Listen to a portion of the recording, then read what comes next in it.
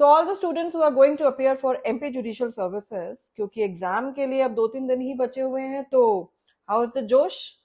Well, आप लोग अपनी पढ़ाई तो कर ही रहे हैं और एंजाइटी भी साथ में होती है, एग्जाम का टेंशन होता है, प्रेशर होता है, ये सब बड़ी नेचुरल कॉन्सिक्वेंसेस हैं जो कि हर एस्पिरेंट के साथ होते हैं। आपने प्रिपरेशन किया है तो माइंड में एक एंजाइटी रहता है, but that is very natural consequences, और उस एंजाइटी के लिए आप बिल्कुल भी टेंशन मत लीजिए।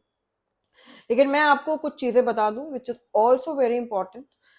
आप जब भी एग्जाम देने के लिए जाएंगे सेंटर, क्योंकि आप लोग का of course out of station जो है सेंटर पड़ा होगा, किसी का आगरा पड़ा है, किसी का एमपी में ही भोपाल, इंदौर, ग्वालियर जो है सेंटर्स पड़े हैं, तो जो लोग दूसरे दूसरे सिटीज से जाएंगे, it is important to keep in mind कि आप अपने एडमिट कार्ड का प्रिंट आउट निकाल के उसके जो इंस्ट्रक्शंस हैं उनको प्लीज थॉरोली रीड आउट कर लीजिए, क्योंकि वहां पर अगर आपकी एक भी चीज मिसिंग रही तो they will not allow you in the examination centre.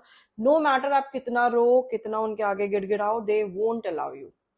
पहली चीज, वहां पे एग्जाम जो होता है वो ऑनलाइन होता है, ये सभी एस्पिरेंट्स को पता है, तो वहां पे कुछ फॉर्मेलिटीज भी होती हैं। तो आप सेंटर जो है प्लीज जो भी टाइमिंग है एग्जाम से 1 घंटे पहले पहुंचिए, ताकि थोड़ा रिलैक्स हो जाए माइंड, और हमारा जो रूम वगैरह है वो आप एडवांस में चीज़ों को देख लीजिए। इतना बड़ा एग्जाम देने जा रहे हैं तो it is better to be on time. दूसरी चीज़ ये कि डॉक्यूमेंट्स को देख लीजिएगा कि उन्होंने फोटो कॉपी मंगवाई है या उन्होंने ओरिजिनल डॉक्यूमेंट्स आपसे मंगवाए हैं, उनको प्लीज़ कैरी करके जाइएगा।